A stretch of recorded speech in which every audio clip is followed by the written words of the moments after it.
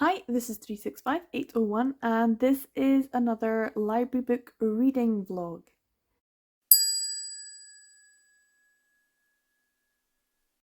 So I say vlog, but it's more like just a collection of videos. Follow me around as I gradually go through the books that I've got from the library.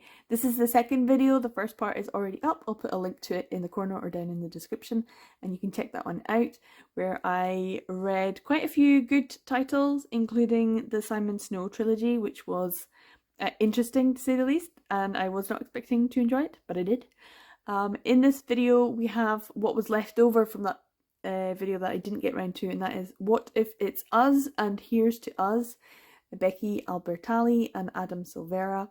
I do not know what this is about. I just know that it's got some male or Achillean romance in it, and so that's why I'm looking forward to it. Here's to Us is a fairly new one.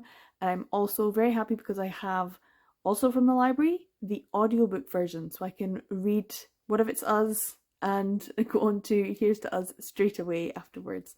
I also have The House in the Cerulean Sea by TJ Klune. I actually got a digital copy of this through NetGalley, but I haven't actually ever read it. I started and I think I got into like the first or second chapter, and I think the formatting that I got through NetGalley just made it more difficult for me to focus, and I think I'm going to do much better with the actual physical copy. So I'm really happy to be able to have this physical copy. Everyone goes on about how great this book is, and I kind of want to see what all the fuss is about, and I guess, and see if it's any good. Everyone says it's great, so hopefully it is. Another one that I have here is The Seven Husbands of Evelyn Hugo by Taylor Jenkins Reid. Now this physical copy is actually one that I purchased. I got from £5 at the Works, but the reason I've got it is because I have the audiobook version through my library, and I wanted to do a read and read along, as it were, with the audiobook version as well as a physical copy, because it's only £5, and everyone has said this one is really great as well, and that there's some sort of LGBTQIA plus rep within it. At least that's how it's been classified in my library. So that's what I really looked for in the library. Is there any books in the LGBTQIA plus tag or category that I would like to read? And this one came up. So I'm going to give it a go. I actually don't know anything about it other than it's supposed to be about an actress's life. But there's also supposed to be some sort of LGBT rep in there too. So I'm looking forward to reading that one. I also have one other title to read, and that is The Queer Principles of Kit Webb by Cat Sebastian, and I'm probably going to read that one first, and that is through the audiobook version, just because it needs to be returned fairly quickly. So I'm going to do that one first. But these are the books I'm going to be reading hopefully in this video, and I'll keep you up to date with what I think. The one that I kind of started a while ago and I only have a few days left is The Queer Principles of Kit Webb by Cat Sebastian. It's not that I didn't enjoy what I listened to. I think I only listened to the first 2 chapters though, and then I got a bit distracted by other things. So I'm giving this one a wee go, and I'm gonna just pop to the shops, put it on, go for a bit of a walk, and see what I think. It's historical, it's going to be male romance, and I think I'm probably going to enjoy it. This is my first Cat Sebastian story, so we'll see what I think. Okay, so I thought I would update this particular reading vlog, which is all about my library books. Cat Sebastian, The Queer Principles of Kit Webb e-novel. So I got this as an audiobook version. So this is just a wee image that I put up so you can see. And it was interesting, it was good. I enjoyed it. I think it was a fun little story. It took me a little bit of time to get into it, if I'm honest. And I'll probably do a specific review just for this, so if there is a video for that, I will put a link up. I don't know at this stage, is there a video? We'll see. But I do think that I could do an individual review just for this. because it is a specific male-male romance. So like The Charm Offensive, which was also specifically male-male romance. Other ones I don't really think of. They might be YA, or they might be speculative literature or something like that. Whereas this one is historical and male-male romance. I enjoyed it. It was good. This is the first Cat Sebastian book that I've read, and everyone says that a lot of Cat Sebastian books are entertaining or worth reading, but this one got a lot of publicity last year. And so I saw this image and thought, oh, that looks like everyone's talking about it. They're all saying it's good. So I'd want to give it a go. So I'm really pleased to be able to read it through my library. So yeah, Kit is a highwayman who now runs a coffee shop. And of course, he kind of gets roped into something when a lovely man comes into his coffee shop, Percy, who he wants him to rob someone. And he's like, nah, I ain't doing that no more. So yeah, there's a whole heap of nonsense. It's very funny. I did enjoy it, but I don't know, it's kind of it was okay. It just felt like, if I'm honest, it kind of felt like you know, like shop own brand KJ Charles. I'm not sure if I'm gonna say that in the actual review, but it kind of felt like, you know, like you've got Tesco own brand and you've got Tesco Finest. And KJ Charles is Tesco's Finest. That's not to say that the Tesco's own brand is not good in its own way. This was enjoyable, and I enjoyed it. And I like the fact that there's male-male romance I can get into. If you ask me in about 2 weeks what was the story about, I would probably have forgotten. That's how bad.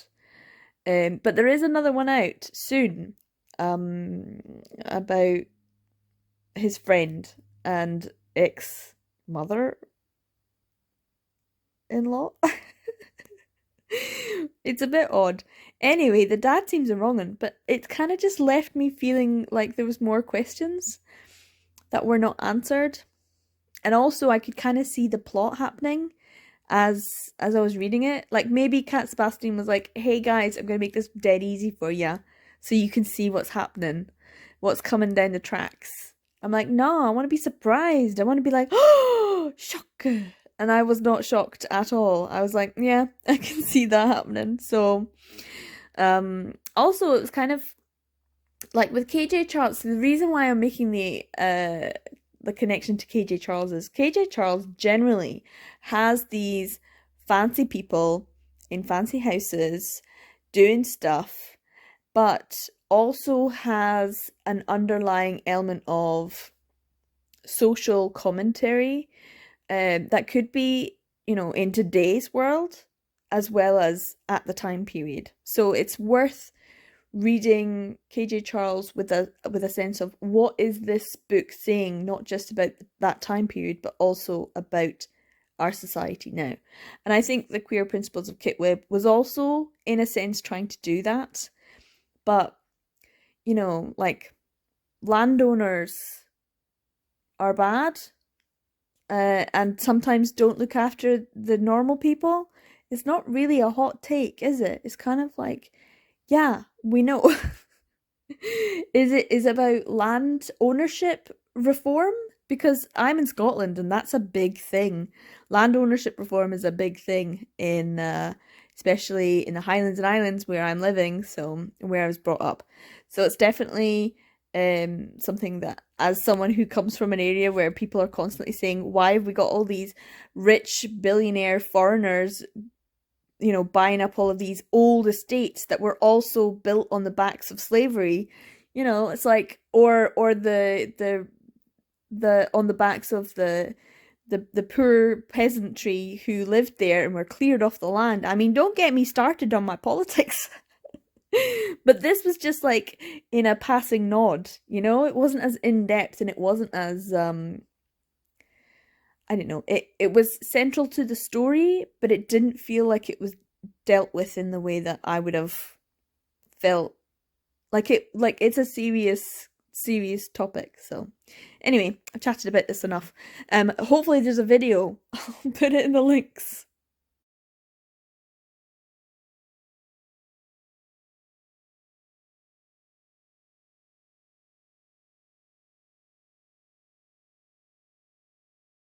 So I'm about halfway through The Seven Husbands of Evelyn Hugo. Um, I'm up to Clever Rex North. So yeah, I'm about halfway through. I'm listening to the audiobook version, and I'm really enjoying it actually. I don't obviously listen to a lot of audiobooks with female narrators, but I'm really enjoying it. It's really good, and the fact that there's a definite distinction in terms of the voices. There's more than one actress, but it all flows. I like the fact that I haven't actually picked up the book very much. I had to try and find where I was, and then it was like being able to see all the different little sections. It's very distinct in the audiobook version as well. So I'm really enjoying the audiobook version, and I like having this as well. I do like having something to read as well as having the audio as at the same time. It does make it easier for me to, if I need to check something. So yeah, The Seven Husbands of Evelyn Hugo. So far, it is, like I said, it's such a popular one. It's one that everyone has talked about a lot. It's one that's made Taylor Jenkins Reid probably a lot of money. I'm assuming there will be a movie at some point. Just because it's one that could be made quite easily. So far though, the character I like the most is Harry, the friend. He is my favorite. Probably because of all of the content that I consume and his, his personality as well as who he is. Like I obviously read a lot of male romance, so for me, Harry is the character I'm like, oh, I'm interested in him. I assume he'll play a bigger part later on, just from context. But yeah, I'm enjoying it so far. It makes me think of a YouTube channel that I really enjoy watching. So this is a recommendation. If you've watched any of the YouTube videos, then you would have read this and gone, oh, this feels like that. Be Kind Rewind is the YouTube channel. It's a lady who, I think she's American, I think, anyway, and she makes video essays about actresses, usually specifically like American actresses within Hollywood, and she will take a particular Oscar year and then she will do a video essay on the winner or the contenders at that time, and really go in depth about the life of the actress or the political machinations of the time.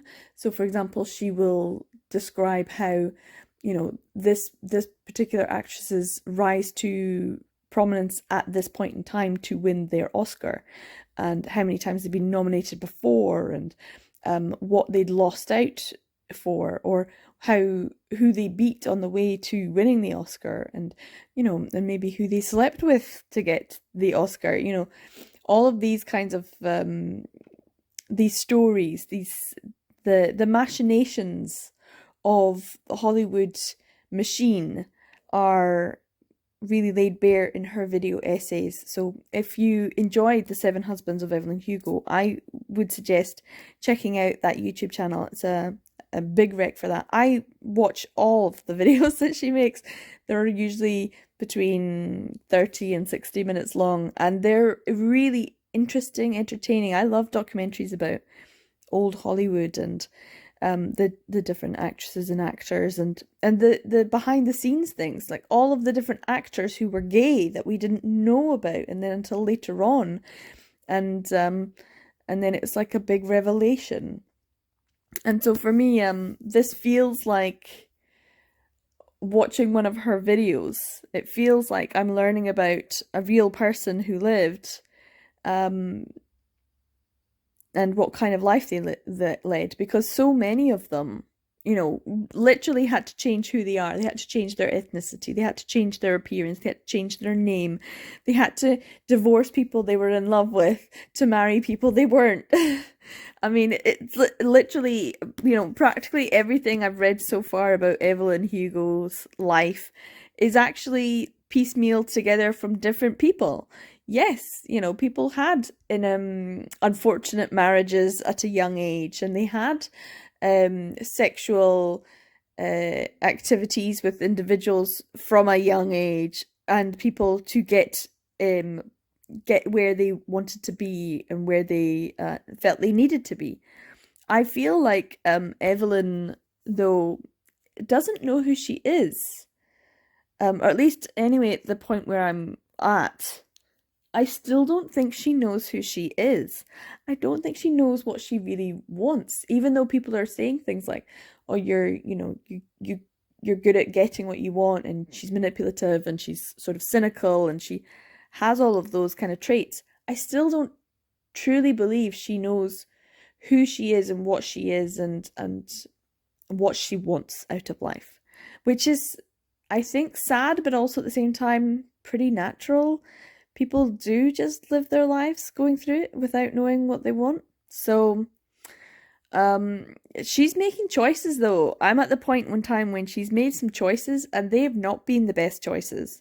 She's made choices that have turned out to be not great. And but at the same time, that's why it makes me think of Be Kind, Rewind. Honestly, guys, if you like The Seven Husbands of Evelyn Hugo, go and watch Be Kind, Rewind. The video essays are amazingly detailed, fantastic, really insightful, and just so well done. And I enjoy them a lot, and that's what this feels like so far. So, yeah, I'm enjoying this. I'm going to keep on giving it a read and see what happens. I might check in with you before the end, I don't know. But halfway through, I'm really storming it. But I think I'll catch up with you tomorrow. I think I might have finished it by then. We'll see. We'll see. Good morning. I am feeling quite tired. I am now finished. I didn't mean to, but I ended up listening to the audiobook version and reading along with this last night when I went to bed. And then it just got later and later, and I didn't even realise what the time was. I was like, oh, it must be like 11:30 or something, and it was like almost 1 in the morning. I was like, damn it. So it was about 1:30 in the morning, and I finished The Seven Husbands of Evelyn Hugo. Wow, when did I last check? I think I've only checked in with you like once or twice. Where was I? I've got my coffee here and a little cupcake. Oh my goodness. We're about to meet Rex. I think Rex was the next husband. He seems like a pretty okay stand-up guy. It's kind of interesting how many of her relationships were not actually about sex, but more about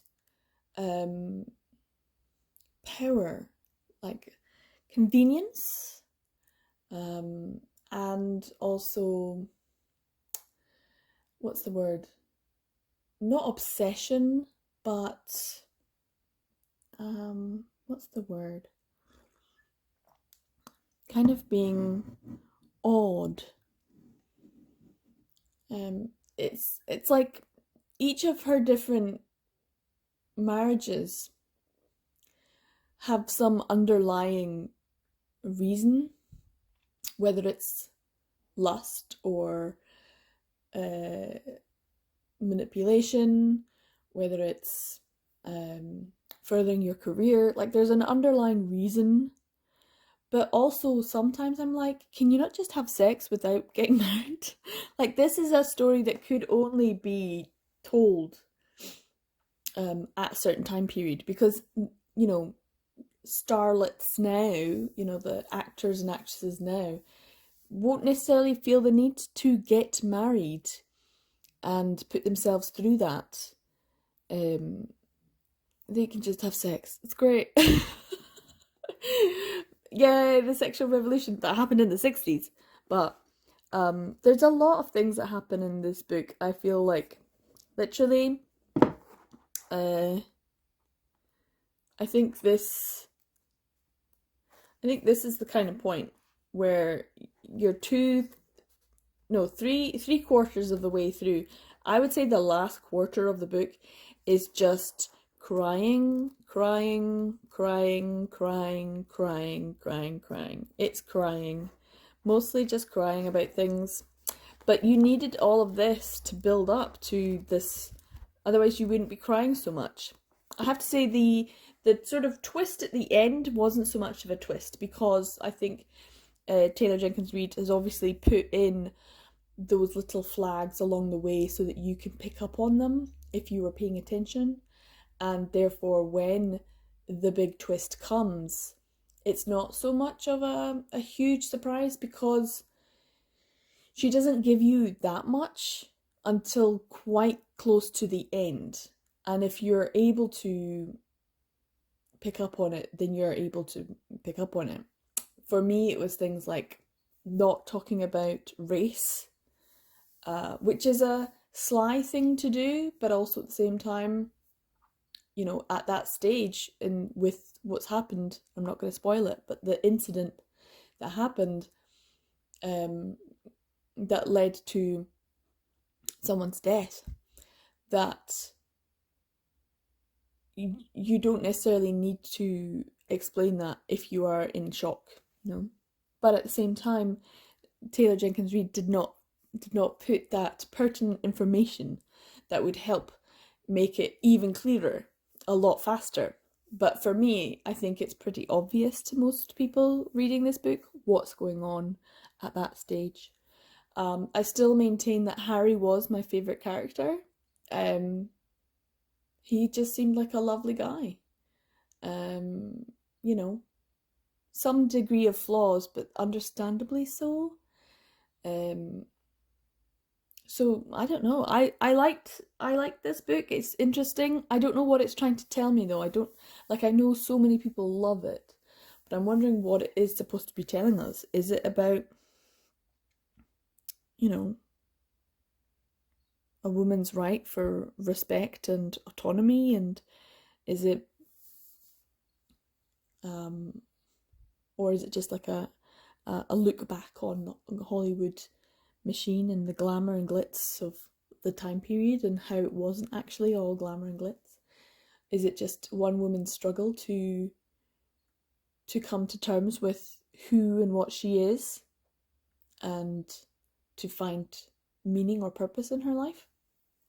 Or is it all about Monique and Monique's also her idea of who and what she is and her purpose and passion in life?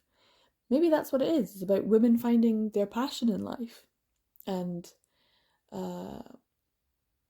yeah, I thought it was a really great ending. It's a really fantastic last sentence of a book. I think I have to say that's a really wonderful last sentence and a great way to end the book. So yeah, I can understand why a lot of people really, really enjoyed The Seven Husbands of Evelyn Hugo. I understand why it's got the sort of LGBT aspect to it, and so people are really interested. It's obviously, the majority of it deals with a relationship, which is not my usual, and yet I found this very easy to read and very enjoyable to read. Like I said, I don't want to spoil it. I have been able to read reviews or watch reviews without actually spoiling myself, because every time there was a little bit of a spoiler, I was like, nope, I don't want to spoil myself. I'm just going to read it as it is without. So I went in not knowing, other than that it had some sort of LGBT sort of aspect to it. And for me, I just assumed that it was going to be gay men in Hollywood pretending that they weren't gay, just because that's something that, as I mentioned in Be Kind Rewind's videos, her video essays, that's something that does come up. you know, people who are obviously in sham marriages, because we find out later on that they were homosexual and they couldn't be homosexual. It's things like that that just seems so sad. Yeah, but this was interesting. It was a quite heartbreaking book in the end. And yeah, like I said, the last quarter of the book, you will literally just be crying. And then by the time you read the next one, you're crying. And then the next thing that happens, you're crying. Yeah, it was quite sad, the last quarter. So you have to gird your loins. Get ready for that. But yeah, I'm gonna carry on with my coffee and my little cupcake and have the rest of my day. But yeah, I'm a little bit behind this morning just because I didn't get enough sleep. So, but I thought I should update this reading vlog, this library vlog. The Seven Husbands of Evelyn Hugo doesn't live up to the hype. Yeah, it does. What am I gonna give it? I think it has to be 5 stars. I appreciate the shortness of the chapters. There's a lot of them. The multimedia aspect. I appreciate all of these things. Yes, it's a well-crafted story. I approve. You're good, guys. You picked a good one. Everyone who says this is great, you should read it, I'm like, yes, good. This one I agree. Yes, it is good. You should read it. So I'm on to my next read, and that is the What If It's Us by Becky Albertalli and Adam Silvera book. I started it last night. I thought I'd give it a wee go before I went to bed, because it does need to go back. I could probably renew it again, so give myself some more time, but I would like to just slowly make my way through over the next few days. Anyway, I have actually been racing through it. I'm up to page 125 already, where we're meeting Arthur and Ben, and they're in New York, and I don't know how old they are. They must be, what, teenagers? 16? 17? Yeah, they're around that. So yeah, they met at a post office. I was like wondering what this meant. Now I know what it meant. So yeah, they're like, it makes me think of the movie Serendipity, you know, when, is it John Cusack and Kate Beckinsale, and they're in New York, and they kind of meet, and then they spend time either forgetting each other or trying to get to meet each other because they just left it like that. I'm like, oh well. So yeah, it seems a little bit like that. But it's quite funny. I do think it's, I don't know how old it is. What am I on, page 185? I should use, hold on. Perfect, a bookmark right there. Always have bookmarks everywhere so you never lose your page. So yeah, I did renew it. Don't worry guys, I renewed it. How old is this book? I'm kind of wondering, because there is first published in the USA in 2018. Well, I suppose that was 4 years ago. But it kind of feels like there's definitely an element of, you know, hello, fellow teenagers. Just because there's a lot of like references to Harry Potter. And I'm thinking, you know, 16-year-olds back in 2018 were not that interested in Harry Potter. I mean, they're not. It's a millennial thing, and these guys are what, Gen Z? So I'm thinking no. Maybe they're the tail end of millennial. It doesn't give that. No, there's way too many references to Harry Potter, especially in like right now. That's definitely something I've noticed, that the Harry Potter references are pretty strong on this one. And I think nowadays there would not be a book written like this. There would be different references. But any kind of reference, yeah, it's cool and hip at the time, but it's going to date your book. So even though this is, I mean, I honestly thought, oh, this must be like, I don't know, 7, 8 years old? No, it's not. It's half that. It's already, does have an already dated feel. And also, like the social media stalking, ooh, problematic. Hence, at least one of them is like, no, my stuff is private, and yet he still seems to be able to maybe have found his ex-boyfriend by this point. This is all, so yeah, it's entertaining. It's like quality writing. I understand that it's good writing and that the general premise of two young, you know, guys meeting and wanting to maybe reconnect is a good story, the premise. But yeah, there's things about it that already I'm like, meh, but I'm enjoying it. It's okay. It's really easy to read because it is so YA. So that's probably why I'm so far in already. Anyway, breakfast is a banana. It's a donut pop, whatever that is, and a croissant. Ah, you almost made me drop my croissant. Wow, that's going to be old too.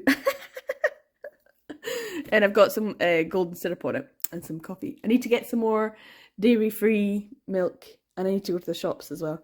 Anyway, so that's where I am with this. I'll check in when I'm a little bit further along, or probably when I finish it, because you know me. I'll be just telling you, like, this is what I thought of the final final read. But yeah, it's good so far. I don't know, like, this I saw everywhere, so it's like hyped book. But I guess because these people wrote it, it's a hyped book. Is it worth the hype? Yeah.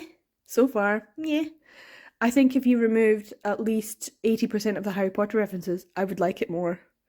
That's not to say I don't like Harry Potter. I just don't like what it stands for now, which is unfortunate because it taints everything else. And we all know why. Anyway, delicious breakfast, slightly healthy. Thank you, little mini banana. Give me the vitamins I need. So yeah, check in later. So it's been like a day and a bit, or maybe just a day. Maybe just a day. Where am I at? Page 259. And I thought I better check in because, you know, it's quite a difference in the relationship and what's going on. I didn't even notice, like I totally did not notice. Of course I did not notice that there is parts to this, and that the part 1 says what if, and then I don't even know when part 2 happened.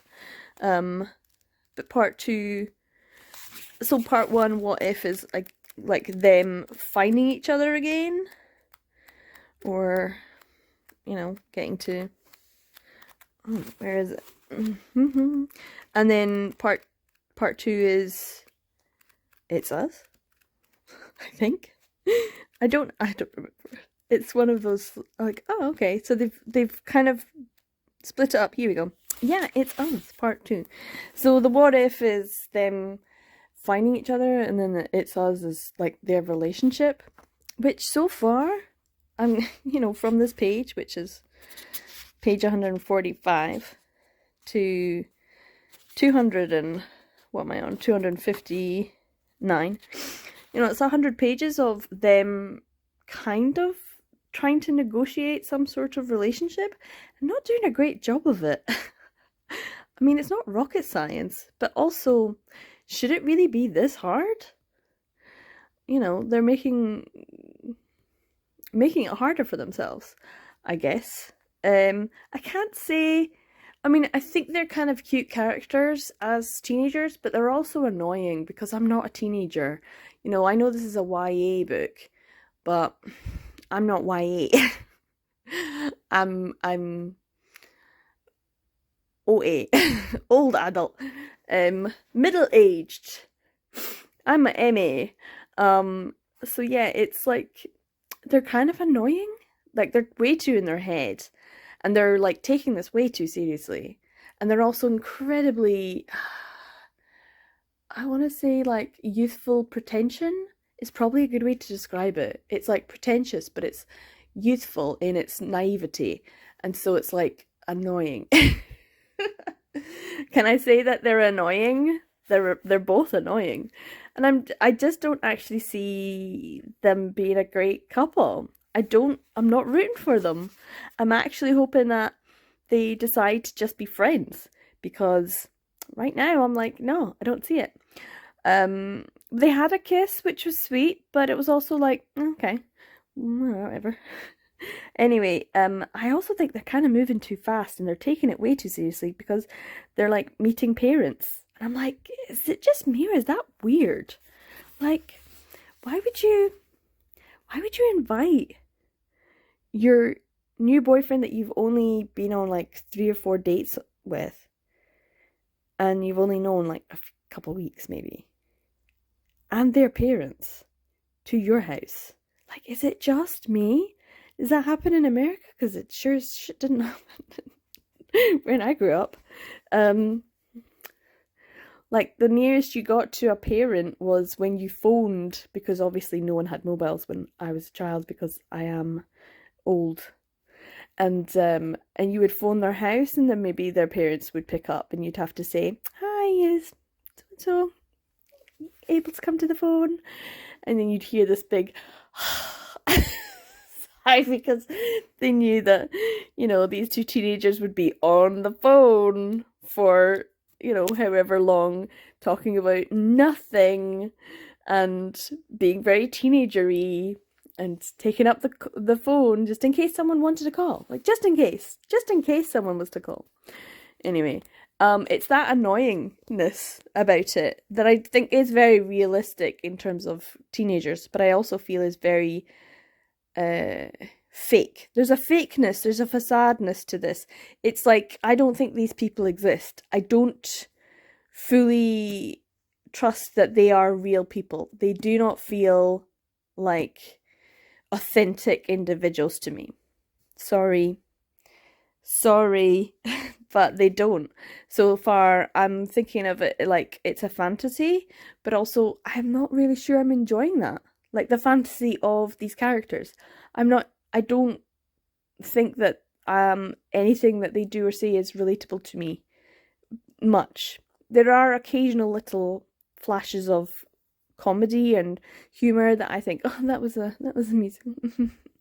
And then they'll make some sort of reference and it'll be like, ugh.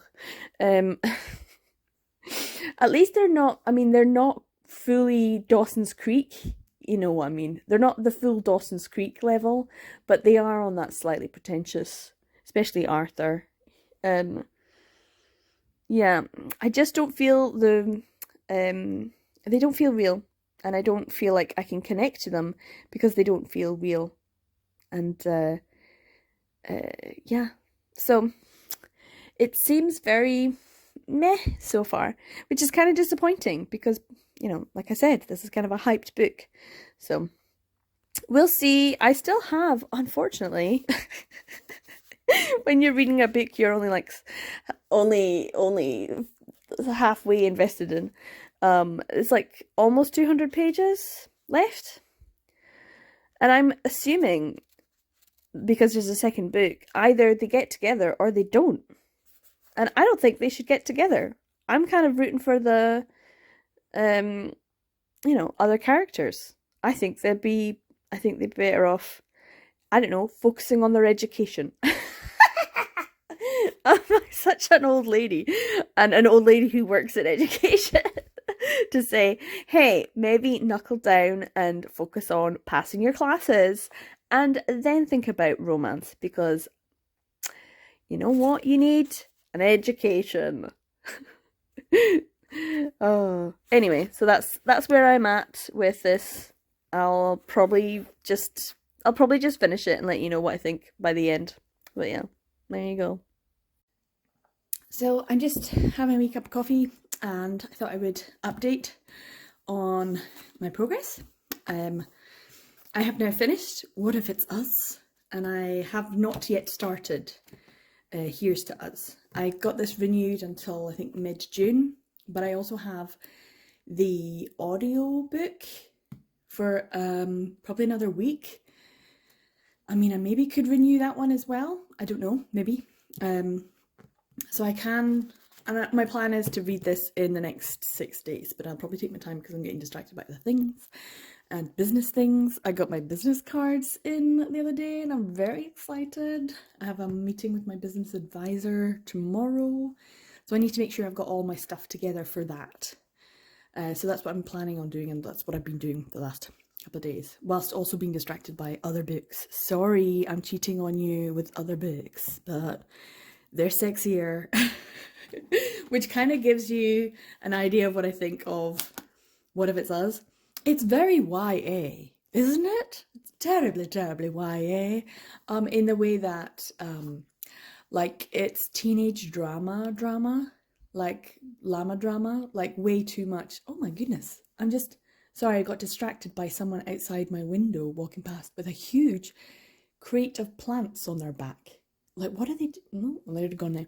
Anyway, so I finished What If It's Us. It feels very like over the top drama. It ended in the only way that it possibly could have ended, because it was a summer romance and it was the end of the summer and they were going home. Arthur was on his way back to Georgia because there's a wee southern Georgian beach, and Ben being a bit confused about, you know, what he wanted, and they had the whole like, oh, we split up at what point, like at the 3/4 mark there was the breakup, and then there's the kind of getting back together, but they kind of didn't, and I kind of like that, because, you know, if you're not with someone and you don't want to do long distance, then then it's not gonna happen. But to make a friend and to decide at the end that that's where their relationship was, or at least that's where their relationship was going to be, I thought was quite mature and measured, and I liked that.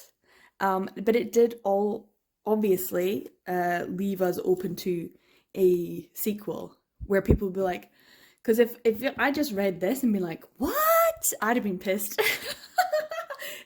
if I read this not knowing that there was another book coming out, or they hadn't planned to write another book, or that was just, hey, that's it, that's it. What if it's us? What if we're just not compatible? Because I do think that there was a lot of, it's not the right time for them. Like, they're too young, they're too immature emotionally, they're too caught up in who they are and trying to figure out who they are. And that's totally okay. That's totally cool. That's how it should be. Sometimes, you know, you meet people who maybe you'd be perfect for, but you'd be perfect for them in 10 years' time when you know who the hell you are. And I don't think they really were at that stage yet. So in terms of like, should they be together?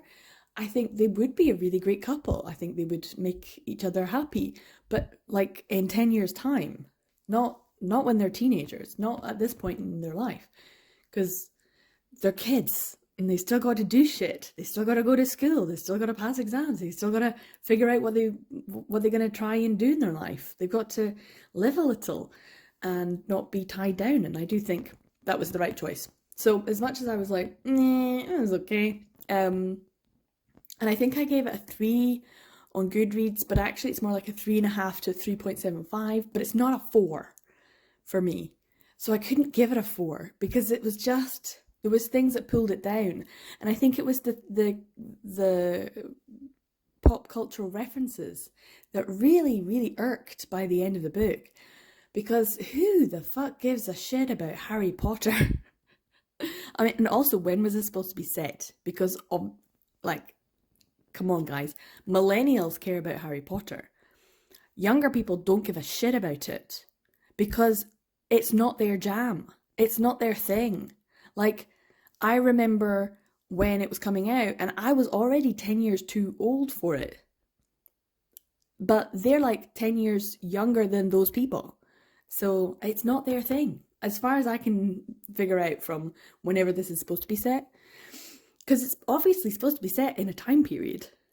Because they're making all these goddamn awful references to Harry Potter throughout. I mean, sure, if we all still loved Harry Potter, it would be great. But we don't. We're over that shit. We are over that shit. I mean, Harry Potter as a thing, like, I can see it's like people's childhood. And it's really awful that it's been shat on. And this book just kind of, once again, you know, throws that up in our faces of like, hey, you know that thing that you really liked? Isn't it shitty now? Like, yeah.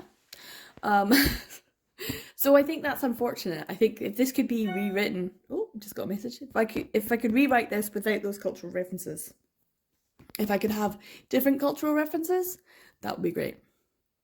But as it was, as a story, Arthur and Ben, cute, sweet guys, but still a little bit needing to grow as individuals first before having any kind of, I think Ben really grew as a person because he was like, you know what, I don't need to have. I'm okay just so the was it right at the end? Their little epilogue. The epilogue, what if it's you and what if it's me? This was set 15 months later. And even by this point, you can see that they're a little bit more mature. You can see that they're a little bit more focused on maybe deciding what it is that they like about themselves and also other people and what they want out of life. So even 15 months when you're that age is a huge period of growth, especially if you're going through massive upheaval in your life, like going to college and having attending frat parties and going to university and deciding what it is that you want to do with life, or, you know, I thought it was good that they had things. Like, it is very dated though. So I do think Here's to Us, the stage is set for true love. Maybe this might be more my thing. Hopefully there's not so many Harry Potter references. Wish me luck. So yeah, I'm going to give this one a go. And hopefully the audiobook will be good to listen to as well. I'll check in when I've started it. But I'm just letting you guys know I'm being distracted by other things. Like starting a business and other books, which are just sexier. Sorry, YA. Sometimes you need the spice. Okay, so it has been a bit of a hot minute. It's probably been actually a week, maybe just slightly less than a week. Actually, when did I finish this one? I think I finished this one on the Monday or the Tuesday. Yeah, it's been like a whole week. So I started this last night with the audiobook just before I went to bed. This is a wee fern cake, it's called. It's quite delicious.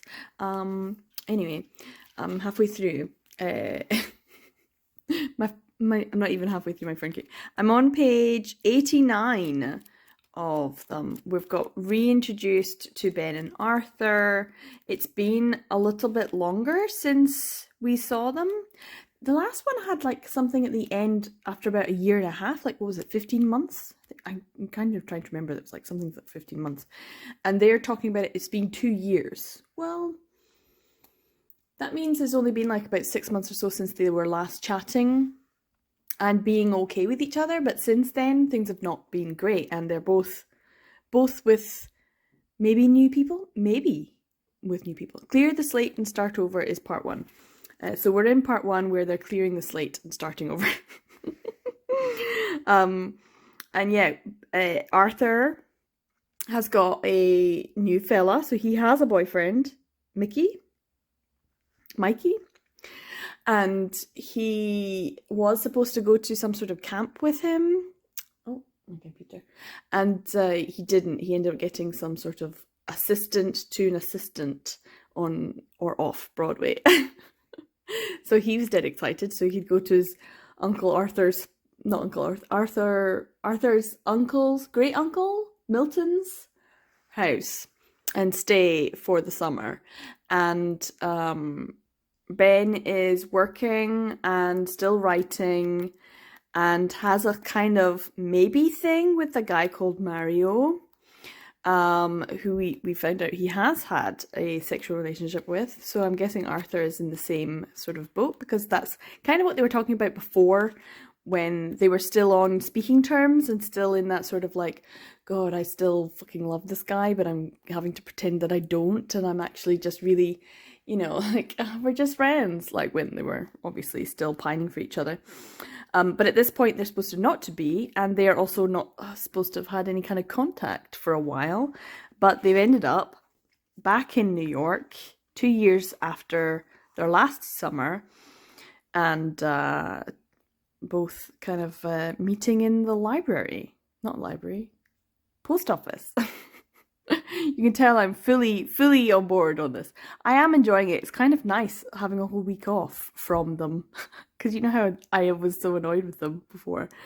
Well, it was kind of nice to be like, oh, it's you guys again. I know you guys. You guys are great.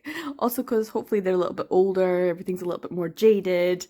They've had more heartbreak. Yes, there you go. There are some real adults there. So yeah, so I am actually really enjoying it.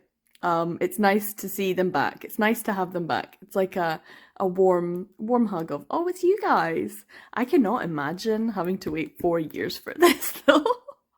I'm like a week was enough. And I mean, if I'd had to wait 4 years after reading this for this one to come out, I'd have just been like, nah, sack it. You're on your own, Sunny Jims. I ain't reading this shit.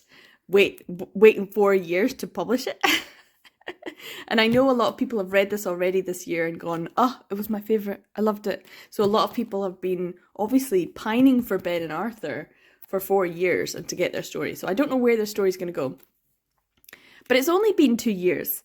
And honestly, I still think they might have some growing to do. I still feel like maybe they're not quite there, you know? You can't like go from, well, how old are they now? They're not that much older. 18, 19?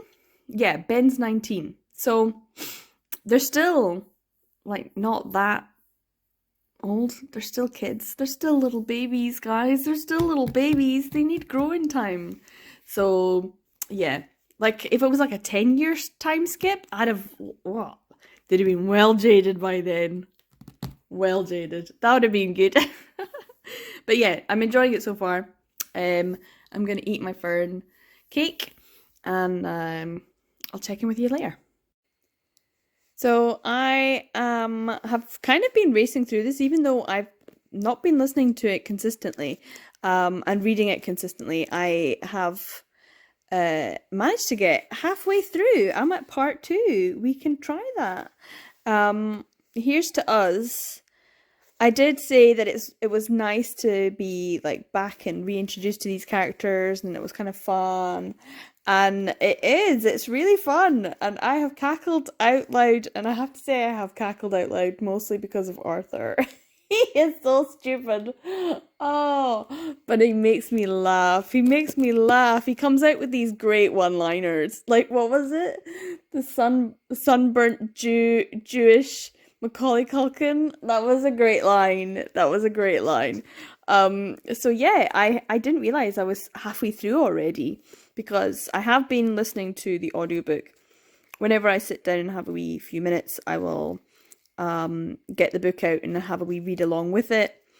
But I'm mostly just listening because the two narrators are doing a fantastic job. I'm really enjoying the narration. I'm really enjoying it. It's entertaining. The beats are perfect. It's like listening to a performance. It's a performance from the voice actor who does Arthur, especially. I love his like slightly gravelly tone to his voice. He does that, which I know I do, but like he does it in a really cute way. It's cute. So yeah, I'm really enjoying it. It's really fun. Obviously when it comes to the actual story though, I still think that they're young. I would like to see them both get to a point in their life where they were more sure of themselves and what they're looking for before they actually do get together. But I still ship them. Like, I still think that they are good together, but I also like the people that they're with now. It's kind of that whole, can they be friends if there's still feelings there? So yeah, we can try to be friends is kind of the whole premise of part 2, I'm guessing. But I have to say, I am enjoying this much more than I thought. And more than the first book, because it is so much easier. And when Dylan was reintroduced, I just I just loved him straight away. All of his little nonsensical things. But then that's a big concern. Like that's a point of the story. What's up with him? because his behavior is a little bit more erratic. So, but yeah, it'll be interesting to see if the two of them can be friends. Yeah, I'm enjoying it a lot. I'm liking this. Maybe worth investing in these. I know I can get the first book really, really cheaply secondhand, like a couple of pounds, easy peasy. But yeah, this is a fairly new one though, so this will be a little bit more expensive. But I am enjoying this a lot, and so yeah, I'm gonna carry on. I'll check in probably at the end when I've actually finished it, because I think I've only got like maybe 4 hours left. It is already 10 o'clock now, so I might finish it tomorrow. So I'll let you know what I think. But so far, so good. Very good. And very funny. Like, I literally cackling out loud. Arthur is ridiculous. When he said, what was it? You've got a lot in common. And then it was like, well, you've got me. And I'm a lot.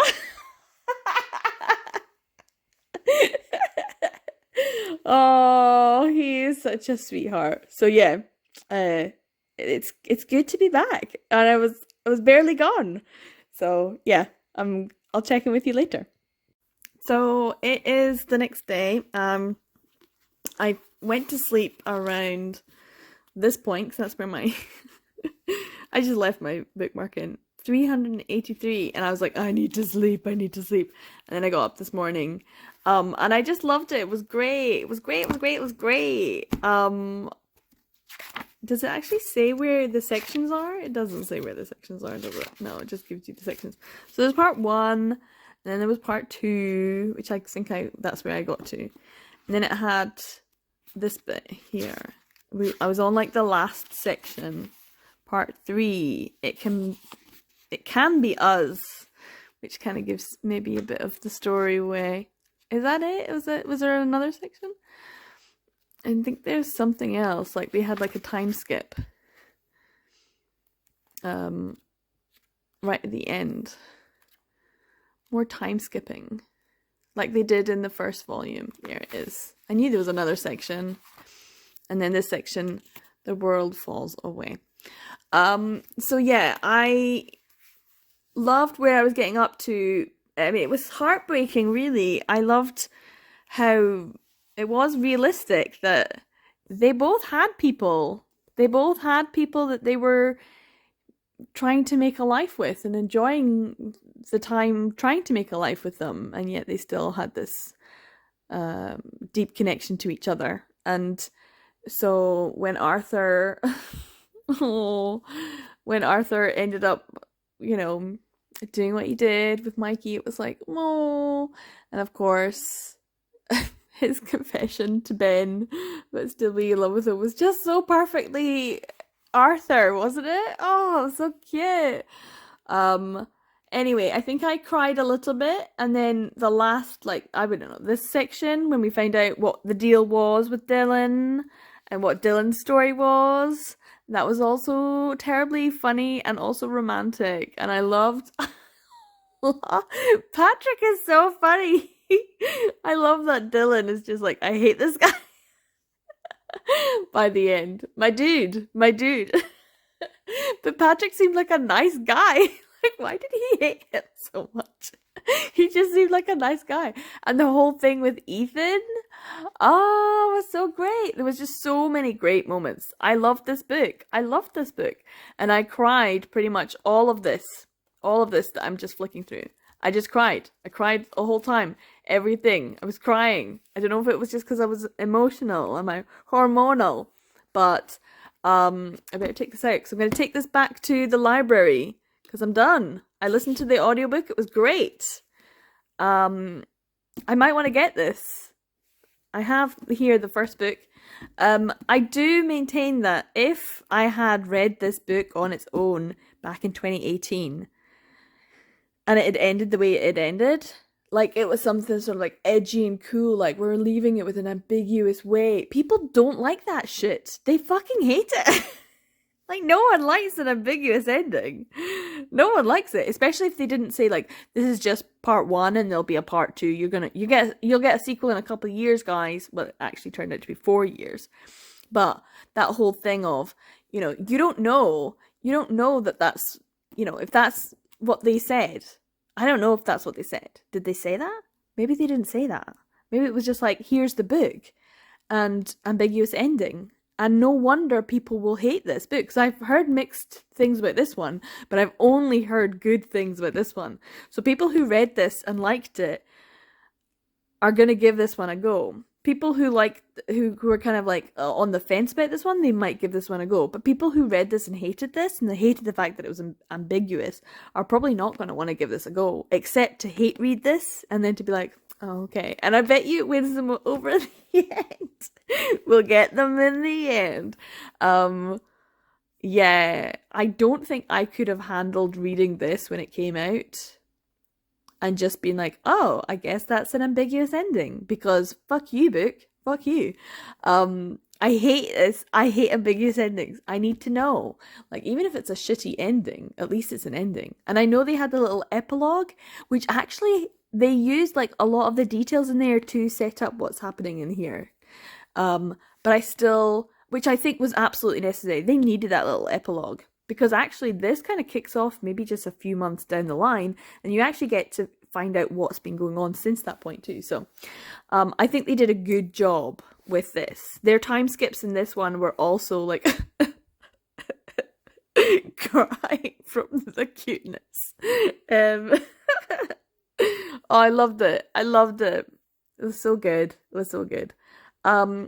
But yeah, the whole thing about this being an ambiguous ending, and ambiguous endings in general, I do not like them. A lot of people do not like them. You're gonna get hate from people. I mean, Icebreaker this year is another YA book, sports, great mental health rep, fantastic, fun, sexy little moment. I mean, one of the most romantic moments I think I've read so far this year is that staring into each other's eyes and having to say good things about each other. I mean, I love that. I love that scene. But the ending just was like, ugh. Like a full star off for that. Not because I hated the ending, just because I was so disappointed. And you don't want to disappoint your readers because you're trying to be edgy and cool. That's what this kind of felt like. Like, oh, but also totally felt like it had to happen. There was no way other than the way that that was best case scenario for these guys, as far as I could see, because they weren't working out. They weren't working out, and that's what this had as well. Like, there was still this element of growth that needed to happen for these characters. Of like, what do they actually want to get out of life? Where do they want to be? What do they want to do? What's their dreams? And actually, how can they get there? So at this point, they were like dreamers. And in this point, they're more like planning to get the dream. But the dream was always for them to be together. That was always a dream. So the plan to get them together. And not that they actually really felt like that until midway through this. Which was important because there was other people involved. Oh, it kind of makes me want to go to New York. Even though I have absolutely no real desire to go to New York, but I kind of want to go just to see what it's like. I really did enjoy it. I liked all the little extra characters. I liked the old characters coming back. I liked the new characters. I liked Mikey and I liked Mario. I liked them, goddammit. And that's what was so heartbreaking, is because they're actually likable, nice characters that you don't want them to be hurt. And someone's got to get hurt. Oh, wasn't that true? Wasn't that true? So yeah, this book I'm probably going to give a 5-star to, just because I fucking loved it. I fucking loved it. This one, I still maintain, is not a 4-star. It's between a 3.5 and 3.75. Just because I appreciate what it did. Didn't necessarily like the ending. Well, I didn't like the ending, but I liked the epilogue when they were like, well, I liked it when they were flirting on the phone. So yeah. Oh, poor Mikey. His wee heart was broken. Oh dear. But I did like this. I liked how it had that time skip and I had another time skip again. Like it felt like they weren't just leaving you hanging. They were like, hey guys, this is how it works out and everything's okay. Happily ever after. Great. Good job. Brilliant. Love that for us. Because I could just tell so many people must have hated this. Anyway, so I've already talked quite a lot. This is where I'm actually going to stop this video because I already know this is going to be a long video because I've chatted quite a lot. So I have that done and I read that and I feel good because those were the leftovers from the last video. And I also read the Queer Principles of Kit Webb on audiobook. And I also read The Seven Husbands of Evelyn Hugo by Taylor Jenkins Reid. Cat Sebastian did the other one. So that was a great audiobook from the library. Absolutely loved it. Now you're probably wondering, but there was another book that you haven't read yet. I haven't. So I guess what I'm doing is I'm pulling a What If It's Us and saying, yeah, I know this was on my TBR for the library video part 2, but I guess there's gonna have to be a part 3. Whee! I do have another audiobook. It's the Aristotle and Dante. I haven't read the first one.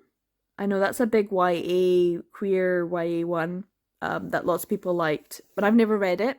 And the second book came out, and so the second book is available in my library through audiobook. But I think I have the first book on Kindle. I think I purchased it for like 99p. So I'll have to check to see if I do have it, but I think I do. Because I can't get it through the library. They don't have physical copies, unfortunately. So I can read my Kindle version and then listen to the audiobook version if I want to. And I'll let you know. But also, so I obviously have this one to read, which is another great queer book. And I just got a little message through on my library app to say that one of the books that I have on hold has been delivered to the library, so I have to go and pick it up, and it is one that I haven't read yet, part of a series, part of a graphic novel series, part of a very, very famous and very popular at this moment graphic novel series, and I just recently reread volumes 1, 2, and 3, so I'm gonna go pick up volume 4 at the library, which is brand new. They just purchased it. I put my I'm getting that as soon as I can, thanks. So they purchased the full series, so I'm excited about that. So that will be in the next reading vlog for library books as well. I hope you've enjoyed it. I have to say, out of all the books that I read, like the Cat Sebastian one felt like the most male romance, adult male romance. This one felt like like exactly what everyone said it is. It is exactly what everyone says it is. And I actually really, really enjoyed reading these.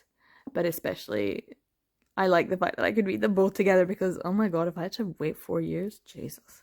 So yeah, that leaves this book that I have tried a few times to sit down and read and I have not actually read. And I keep putting it off because everyone says it's great in the same way that this is. Like, everyone was like, these are the top 2 books of, when was it, 2020? I think these were like the top 2 books of 2020. Guys, and I'm like, oh yeah, I'll read this one. Like this one, I know everyone's like, it's great, so I need to read it. So yeah, this will be getting read in June, Pride Month, okay? I'm gonna do it. Keep me honest. Yeah, and a few other things. Maybe we'll see what else we can get from the library. More gay shit, please. More. Anyway, I'm 365801. I hope you enjoyed this little library vlog. It might be longer than I expect. Probably. Let's be honest. And yeah, I make videos about male romance, BL manga, yaoi, and all that good stuff. Take care, everyone. Hey, if you like this video, subscribe, like, share, all that good stuff. I'll see you in the next video. Bye!